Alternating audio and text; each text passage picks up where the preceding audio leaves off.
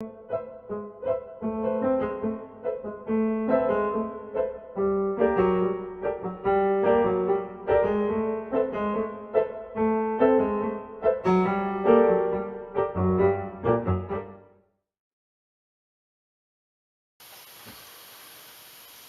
guys, I'm back. The 410 stock sanded nice and smooth. I'm wanting to just dust it off a little bit here. I've wiped it down and stuff with a tack rag, so there shouldn't be any dust on it. And I have another rag ready to go.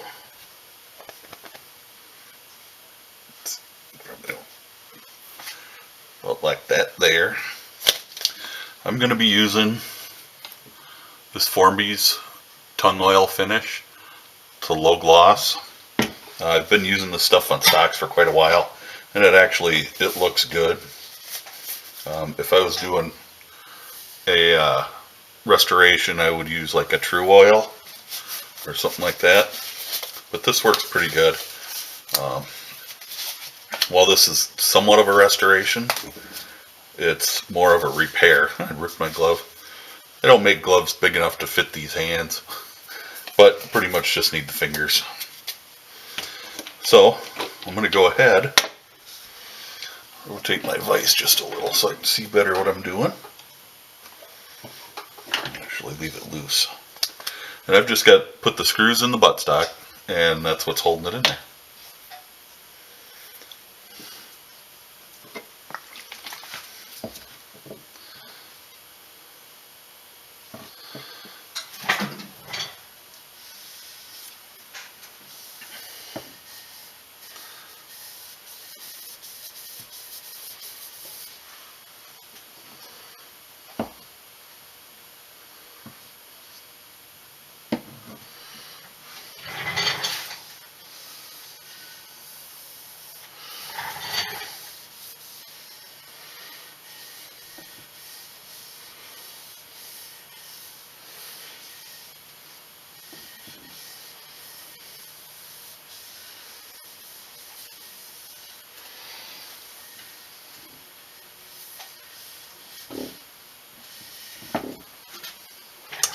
And I can actually see that those pins are going to show up. I'll rotate this a little bit so I can get the other side better.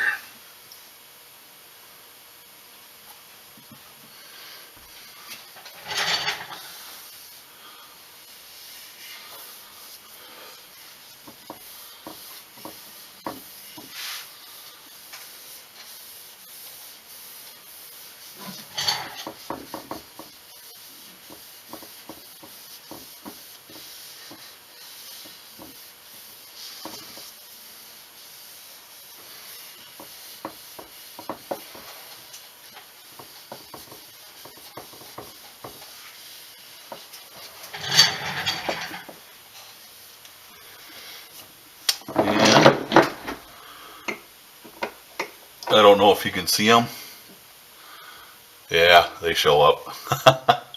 There's my 3 pins. So it is going to show, but that's okay. I don't mind that so much. So I'm going to let this one dry. I can't remember what the directions say on here.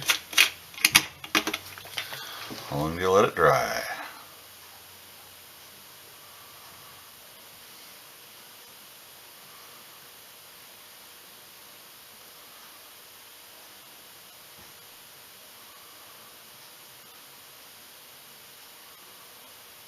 $12 hours. So we're gonna let her sit here, and we'll get back to it probably tomorrow. But that'll kind of give you an idea. It'll be a little bit darker than that. I may not apply but maybe 2 coats. And one of the viewers suggested using steel wool as opposed to sandpaper. So I'm going to give that a shot. I've done it before. Matter of fact, that's how I did this one, and it came out nice. So we'll just try to do the steel wool trick as opposed to sanding with sandpaper. And then we'll take it out to the range. Shoot a couple rounds through it and see how it does. So, we'll be back in a little bit. In your time it's a little bit. My time it's a long time. Alrighty. Alright guys, FatMan Tully's back with Grandpa's 410 stock. You know what? As well as those pins blended before I stained them, or before I put the tung oil on them, they didn't blend so much afterwards. They kind of popped right out, and I'm sure that's because of the difference in the wood. The pins were pine, so they must have soaked up that oil a little better. I do have 3 coats on here, and I steel wool with 4/0 steel wool in between coats, and it looks great. I love it. So I'm going to put the butt pad back on here and put it back together, and I'll show it to you once it's together. I'll be back soon. Well, here it is, all back together. I did when it first came to me, it didn't have a bead on the front either. Took me a while to find one, but I did. So, there it is, Granddad's 410, back in all its glory. So, I guess the last thing I need to do is get it out to the range. So my next trip I'll take this with me, and that'll probably not be until Monday. Hopefully the weather holds out. It's a beautiful day today. Now it's time to get out and enjoy it. So thanks for watching a little stock repair on Granddad's 410. That should hold together really well. So I'm pleased. Thanks for watching. Got Granddad's 410 out at the range. We're going to put a couple of rounds through it and see how she's working. Ears on.